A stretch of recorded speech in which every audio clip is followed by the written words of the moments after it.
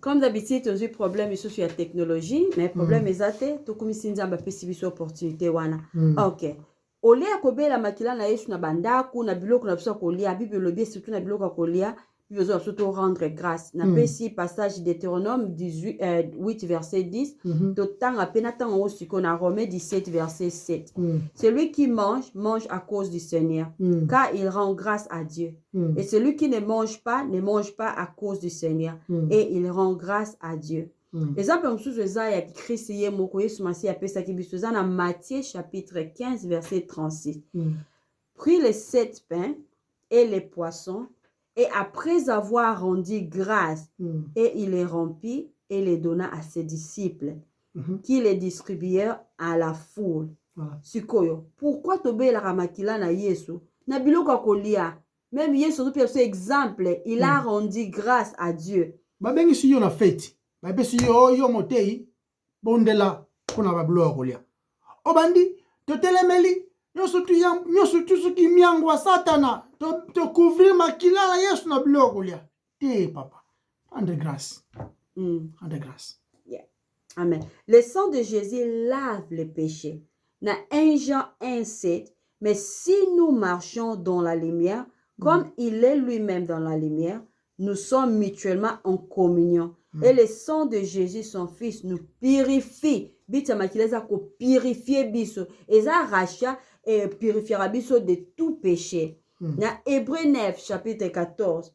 Combien plus le sang de Christ, qui par un esprit éternel s'est offert lui-même sans tache à Dieu, purifiera-t-il votre conscience des œuvres mortes, en fait que vous serviez les dieux vivants. Le but qu'on a biso, eza kaka na Yesu. Son sang yango déjà le prix des rachats. Est-ce que c'est important de se poser? Est-ce que osa sauvé contre la colère à venir? Kanda Nzambe eza contre masumu na biso. Masumu na biso oto salaka. Kanda Nzambe eza siriango. Kanda Nzambe eza même temps tout ça qu'on vivre avant jugement Nzambe. Kanda Nzambe eza toujours sur biso. Même le livre à Romains eza koloba. Eza kaka na nzela ya repentance. Ya repentance. Eza lokwa te que confiance. Limbisa masumu nanga. Masumu nini yango oyaza ko confesser. Oyefa limbisa yo. Eza kaka na nzela ya repentance. Même tu faut pas dans la désir wana. Yako ina masumu yango azo senga pardon. Faut pour inango. Faut na mai na ba penser nous ki na lingi yango te. Seulement Christ qui peut nous sauver. Église te ko sauver biso. Ba ritualité te sauver biso. Eza ka confiance na maloba na ye prêcher. Na maloba na ye prêcher. Bien ça bien que na église. Tamba pambola biso. Oui, bien ça bien que na église. Nous représentons en côté dans pour notre salut. Non. Le autre le bel qui te le beli le sang de Jésus importance nango. Maintenant argument moko za la kamingi. Argument oyo na rango mingi. Oh, ils l'ont vaincu à cause du sang de l'agneau. Ils en a je crois ils ont un livre il y a passage Django et le belaka mingi ils l'ont vaincu à cause du sang de l'agneau. Ils ont un livre Apocalypse 12 verset 11 je crois. OK. Apocalypse chapitre 12 verset 11. Pour yango argument batu mingi ba utilizaka pour que justifier ko bela makila na Yesu pour que soit victoire na ba kindoki na ba koloka na ba pauvreté yango banzembe ko yembama les gens se font les batu ba senga Yesu abikisa bango na ba pauvreté na ba yanto bele jour to comme une fin année. Na ba décembre kutu matro et comme no ba bomba yo na se makila comme ce qui taba bona ne so kindengeni Apocalypse 12 verset 11 le Bible lobi ils l'ont vaincu à cause du sang de l'agneau et à cause de la parole de leur témoignage et ils n'ont pas aimé leur vie jusqu'à craindre la mort. Ils l'ont vaincu à cause du sang de l'agneau. Babangi même petit n'a fait bango sila babangi te. Ils n'ont pas eu peur. Les grands problèmes ils allaient niniao. Voilà. Ils l'ont vaincu. Ils ont vaincu qui? Parce qu'ils l'ont. Et là ici ils ont vaincu lui. Le L wana c'est lui. Et c'est lui là. Oyo ba vaincre. D'abord, qui est-ce qui ont vaincu? Ce sont oyo ba ali justifier. Ba tie confiance totale na Nzambe. Nde ba vaincre lui. Celui-là c'est le diable qui est l'accusateur. Ce que ba vaincre comment? Quand le diable nous accuse au Père. Oyo ayebisaka Nzambe eza ya solo. Que Henri wana kutu ya moyibi, Henri wana ya teti, Henri wana ya ndumba, Henri wana ya boye, Henri wana oui, mamozolo ba wana yango Henri yango wazali, yango papi yango wazali, yango mamita wana wazali, c'est ce qu'il est, c'est ce qu'elle est. Mais comment te revaincre? Comment est-ce que nous l'avons vaincu? Comment est-ce que te vaincre par accusation wana? Parce que tant que nous péchons continuellement, non? Na kanaïté comme que péchons na kanaï c'est une mais na nzoto yo lisumu eza présent. Tout dans le livre il y a 1 Jean 1 verset 8. 1 Jean chapitre 1 verset 8 pour continuer mamutozo loba. OK. 1 Jean chapitre 1 OK, verset 8. Verset 8 Bible lobby. Si nous disons que nous n'avons pas de péché, nous nous séduisons nous-mêmes. Et la vérité n'est point en nous. OK. C'est de Nzambe menteur même côté monsieur Joloba. Hein? Donc nzoto yo le soumuzali. Maintenant quand le diable nous accuse au Père, il nous accuse au Père. Comment bisoto zali convaincre? Parce que bien que nous sommes pécheurs, mais heureusement une fois pour toutes, deux fois une fois pour toutes, les sacrifices de l'agneau de Dieu, les sacrifices de l'agneau de Dieu, et ce que justifié biso éternellement. Dans le sang de Jésus, et ça la makoki, yako fouta même accusation, oh le diable vient nous accuser au Père, d'une manière éternelle. Donc, l'accusation de Satan contre les croyants, elle allait présenter à Memiangon Liboso, il y a les justes juges, Nzambe, qui est à la route Naelio Kaya en rite, Asalaki Boy, sachant que Dieu est juste, il faut punition et Zala, non? C'est Dieu là, Asa juste, Asa parfait. Asa parfait. Amen. Mais, bien que ça parfait, mais nous te vaincre les diables, te vaincre notre accusateur. Prenez. Parce que bien que les juges sont justes, mais aussi les justificateurs. Ne pas se problème commis. Ye asala kiboye, ye azamabe, ye afinga ki atonga ki asala kiboye, mais masumu na ye oyo kofundela nga wana nyongo nango futama ki déjà. Punition nango futama ki déjà. Oh mais afinga ki oui, esenga liwa me liwango yeso kufa ki déjà pona yango. Ndeto bimi ba vainqueur. Ndeto bimi ba vainqueur parce que notre péché ou encore nos péchés et futami kuna déjà na inanzambe. Et Dieu qui est juste, encore punir biso deux fois té. Non. Encore punir batu deux fois té. Ce qui vous a justifié en Christ, Bible dit, il n'y a plus de condamnation pour ceux qui sont en Christ. Amen. Il y a un délivrance, mais ceux qui osent en Christ, il n'y a plus de condamnation pour ceux qui sont en Christ. Quand les diables nous accusent, bien sûr, il va continuer de nous accuser parce qu'il y a un combo, non? L'accusateur, non? C'est ça même son nom. Mais bien qu'il nous accuse, mais il n'y a plus de condamnation pour ceux qui sont en Christ. Il y a un vainqueur, nous l'avons vaincu à cause de ça. Il y a un bangate, même il y a tokei. Ba martyr bazali ba kufa ba steba Etienne tilele ba bazo kufa pour l'amour de Christ, pour ce que Christ a fait pour eux. Il n'y a plus de condamnation pour ceux qui sont en Christ.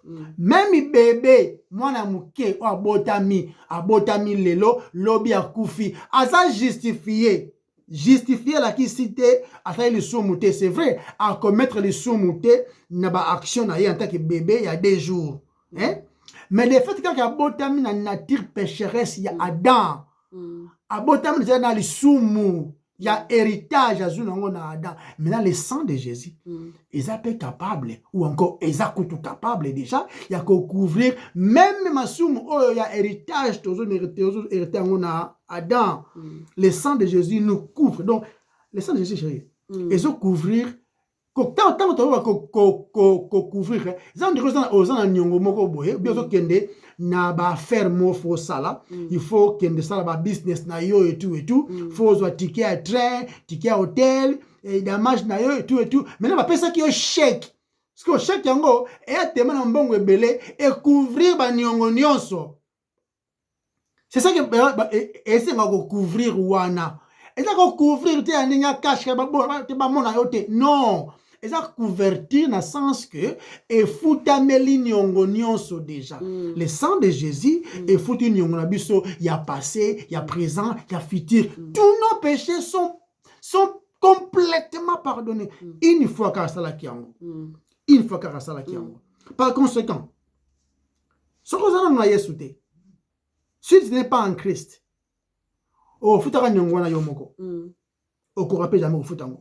Mais si tu es en Christ, on se réjouir. Il y a un bela mbela to ganga naba assemblée. Bate ya batu makamboyo pour que les gens soient sauvés. Naba décembre oyo bate ya batu te bakindoki. Bate ya batu te que ce soit bonne année. Bate ya batu te que oh non, oh bombama, ça a changé stratégie. Te. Bate ya batu oko kufa pe mukona bonne année. Ou bien après bonne année. Mais ce que, tant que vous êtes en Christ, il n'y a plus de condamnation. Parce que nous avons besoin de la prudence, ça m'a pas fait la sang. Tu n'as pas été surtout dans la prudence. Dans le bas, on peut ça conseil, na bateau, bazo kolanda. Tous à la prudence, parce que ceux qui n'ont pas le qui ou revivre 40, 20 ans, ou 30 ans, ou 50 ans dans la vie. Ceux qui, dernier jour, ont proclamé qui est le 25 décembre. Aux avons, au coup, selon la volonté de Dieu. Et ça va nous quitter. Ceux qui ont commis kozwa kufa ya bato tozongola bandoki eza ke tozo meke nzamba za méchant eza bible lobi ebizo nos jours sont comptés bible lobi bina biso eza mukie eza short par rapport ya éternité par rapport à nzambe qui est éternel eza mulayi te bina biso eza ou vivre 30 ans ou vivre 2 semaines eza soki nzamba baki oko vivre 2 semaines c'est ça une longue vie eza une longue vie selon Dieu. Donc, tout attribuer à les ouais bato kufara parce que masumu ekoti na monde et dans nzela ya masumu des lois ekoti et ça condamnation et puis et ça on devient nzamba impuissant quoi qui document décide na ngwa roboma na ngwa sala puis ça la ngana décembre et ça bato belé ba pesa ba ote même action de grâce pour nzamba batela yo tout ça après ça action de grâce na décembre wana a combien enveloppe na ye. C'est ma bête que ça reconnaissant comme maintenant vraiment za batelingai na préféré na mananga moi elamba mananga loko bien tout ça mais bible le sacrifice nzamba zo ko accepter zali le broken spirit la français zani zali un cœur brisé. Donnez votre corps comme un sacrifice vivant bible zoloba. Donc par conséquent tant vous en Christ Satana a quoi accuser. Mais tant qu'on a accusé, on a juste juge, mais aussi azali les justificateurs. Il y a un livre Romains 8, 33. Tant qu'on a ce exemple, s'il te plaît. Ok, Romains chapitre 8, verset 33. Verset 33, Bible lobby.